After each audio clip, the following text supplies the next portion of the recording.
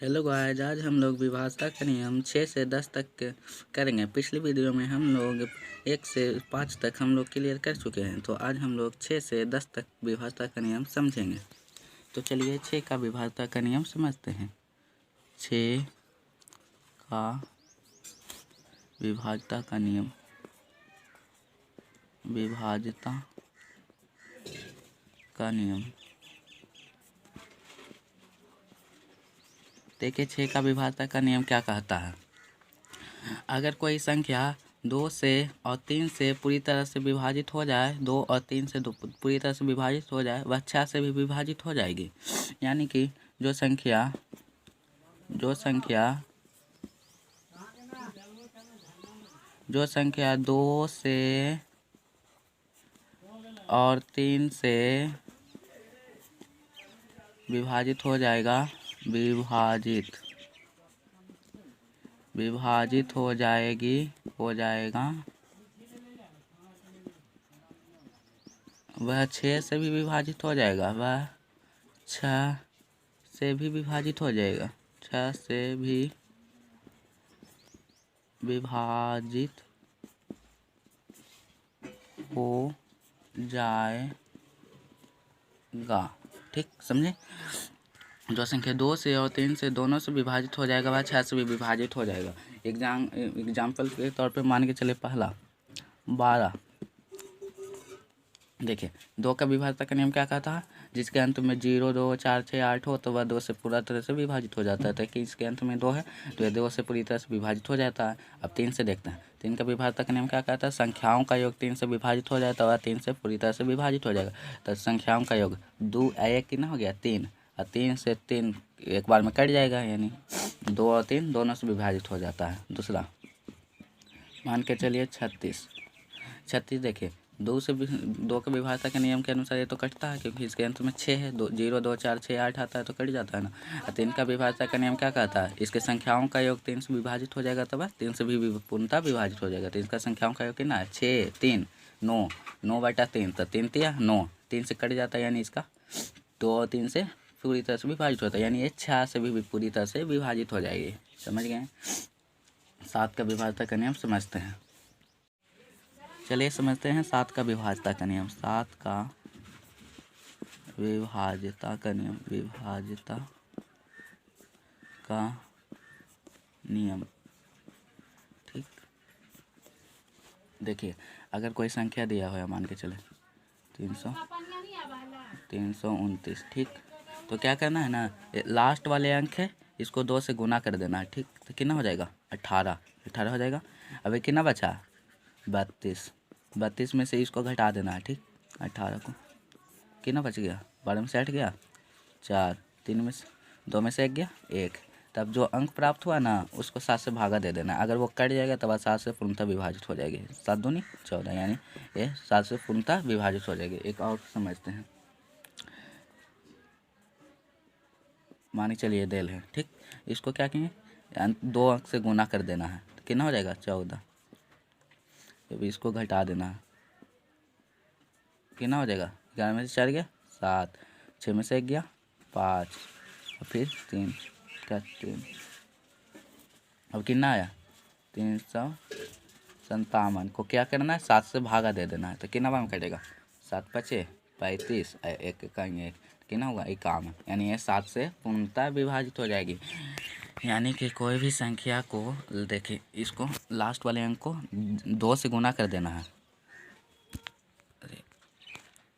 देखिए, लास्ट वाले अंक को 2 से गुना कर देना, जो अंक प्राप्त होगा और जो बच जाएगा उससे घटा देना है। तो कितना है 14। तब इसको 7 से भागा दे देना है, तो कट जाएगा, तो वह 7 से पूर्णतः विभाजित हो जाएगा। समझ गए 7 का विभाज्यता का नियम। 8 का विभाज्यता का नियम समझते हैं। 8 का विभाज्यता का नियम।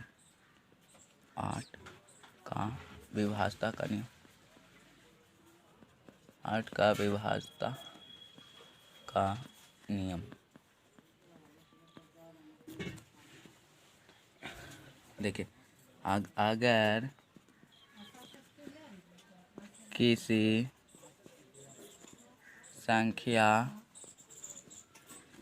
के अंतिम 3 अंक, अगर किसी संख्या के अंतिम 3 अंक 8 से पूरी तरह विभाजित हो जाएगा, 8 से पूरी तरह विभाजित हो जाएगा, विभाजित हो जाएगा, तो वह 8 से पूर्णतः विभाजित होगा, तो वह 8 से पूर्णतः विभाजित हो जाएगा, विभाजित हो जाएगा। चलिए समझते हैं। देखिए मान के चलिए कोई संख्या दिया हुआ,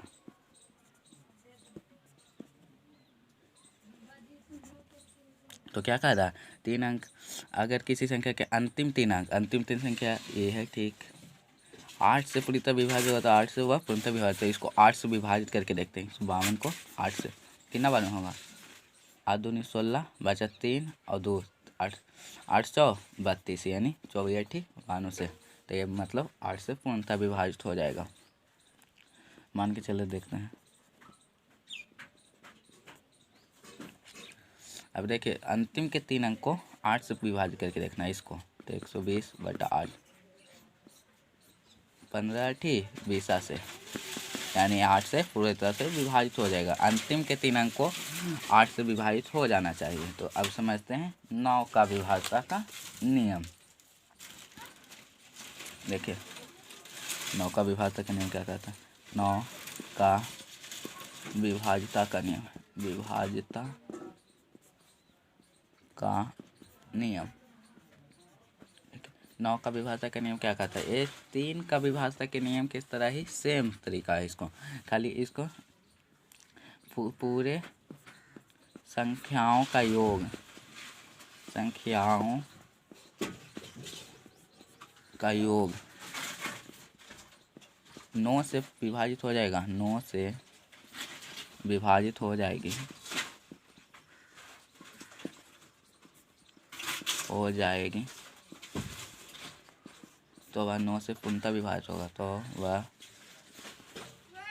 9 से पूर्णतः विभाजित हो जाएगी, तो विभाजित हो जाएगी, हो जाएगी।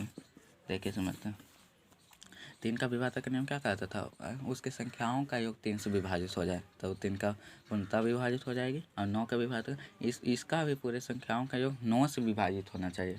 तो समझिए, तो चलिए समझते हैं। मान के चलिए दिया हो,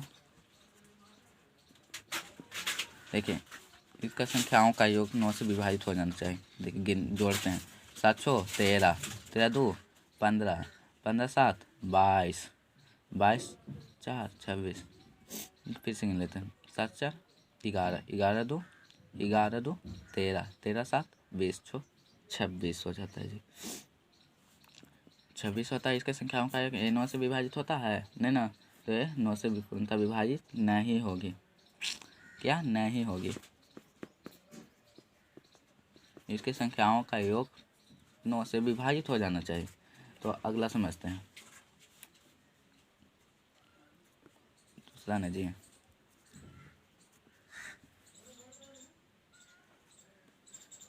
अब देखिए इसको संख्याओं का योग करते हैं, 8 4 12, 12 6 18, 18 9 से विभाजित होता है 9 दूनी 18, यानी ये 2 से पूरी तरह विभाजित होगी, विभाजित होगी, विभाजित हो जाएगी, हो जाएगी, यानी उसके संख्याओं का योग 9 से विभाजित हो जाएगी, तो वह 9 से पूर्णतः विभाजित हो जाएगी। और 10 का विभाज्यता का नियम समझते हैं।